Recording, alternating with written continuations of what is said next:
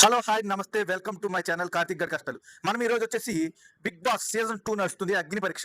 మనం అగ్ని పరీక్షలో మనం ఇప్పటి వరకు ముగ్గురు 3 గ్రీన్లు తీసుకొని డైరెక్ట్గా టాప్ 15లోకి వెళ్ళిపోయారు అనమాట. ఇప్పుడు వచ్చేసి మిగతా వాళ్ళు 1 గ్రీను 2 గ్రీన్లు అలా తీసుకొని ఇప్పుడు ఆ రేస్లో ఉన్నారు టాప్ 15లో. కానీ వాళ్ళు అసలు ఎలా వచ్చారు, ఎలా వాళ్ళ విధానం ఎలా ఉంది, ఒక్కొక్కరి గురించి వాళ్ళ పేర్లు తెలియదు కాబట్టి మనం చూసి చెప్తాం అసలు వాళ్ళ గురించి. ఇప్పుడు వచ్చేసి బీప్ జాన్, ఈవిడ ఒక తిక్కలమ్మలాగా అనిపించింది నాకు. ఆవిడ బొంగమూతి పెట్టిన విధానం కానీ అసలు అదంతా ఏదో ఒక బుల్షిట్, ఏదో ఒక అసలు ఎలా ప్రవర్తించాలో కూడా తెలియదు. తనని రిజెక్ట్ చేయడమే కరెక్ట్ అయిన పని.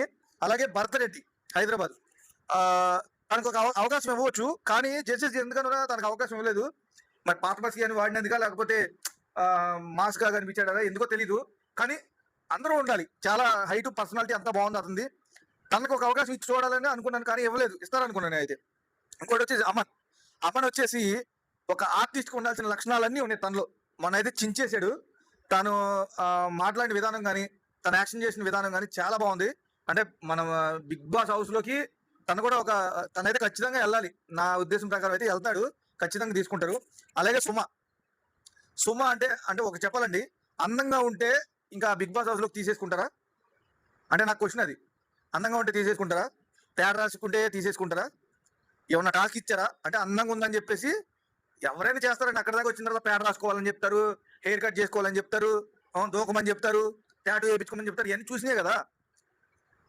ఎలా ఎలా అందంగా ఉంది, హౌస్కి పనికి వస్తుంది, దానికోసం పంపించామని చెప్పండి, అది ఓకే. అలాగే అక్షయ్ రాజ్ అని చెప్పేసి ఒక అతను వచ్చాడు. నిజంగా మీరు అన్నట్టు బోరింగ్ క్యాండిడేట్. నిజంగా అసలు బఫూన్ లాగే క్యాండిడేట్ బఫూన్ లాగే చేశాడు.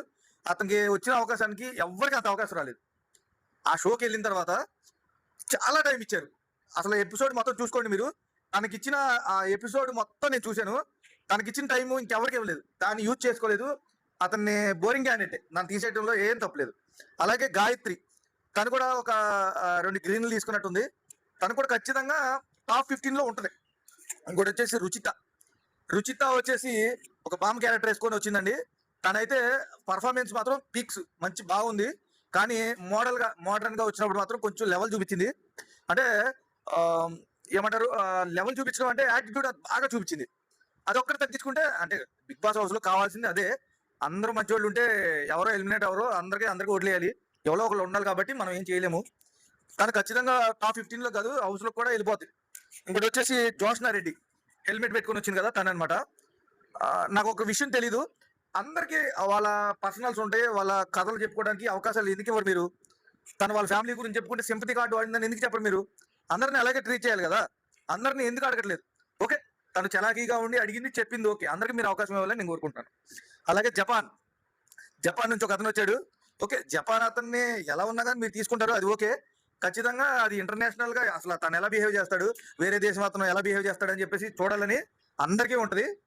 నాకు కూడా ఉంది. చూద్దాం ఎలాగా ఈ అగ్ని పరీక్షలో నెగ్గుతాడా నెగ్గడా అనేది కామెంట్ సెక్షన్లో కామెంట్ చేయండి. అలాగే అభిజ్ఞ, తను వచ్చేసి చలాకీ పిల్లలాగా ఉంది, కాకపోతే తెలివి ఉందా లేదా అన్నట్టు ప్రవర్తిస్తుంది. మరి చూడాలి తను తీసుకుంటారా లేదనేది. అలాగే హేమంత్ కుర్రోడు వచ్చేసి వాళ్ళ నాన్నగారితో మాట్లాడిన గేమ్ ఆడాడా లేకపోతే నిజమా అనేది తెలియదు మనకి.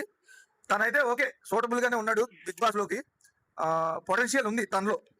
అలాగే ఒక విషయం చెప్పాలనుకుంటున్నానండి, ప్రతి ఒక్కళ్ళు ఏదన్నా సాధించారు లేదా సాధించలేదు, నేను బయట సాధించానని చెప్తే మీరు ఎలాగా జడ్జిమెంట్ చేస్తున్నారు వాళ్ళని? లాస్ట్ సీజన్లో కళ్యాణ్ పడాలా ఉన్నాడు, తను జవాన్ కదా. జవాన్ పని ఏంటి?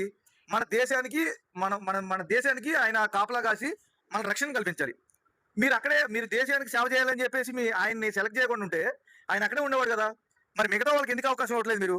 నేను అడిగిన క్వశ్చన్ మీకు కరెక్ట్గా అనిపిస్తే దీన్ని కామెంట్ సెక్షన్లో కామెంట్ చేయండి, లైక్ చేయండి, షేర్ చేయండి. దయచేసి సబ్స్క్రైబ్ కూడా చేసుకోండి. జై హింద్.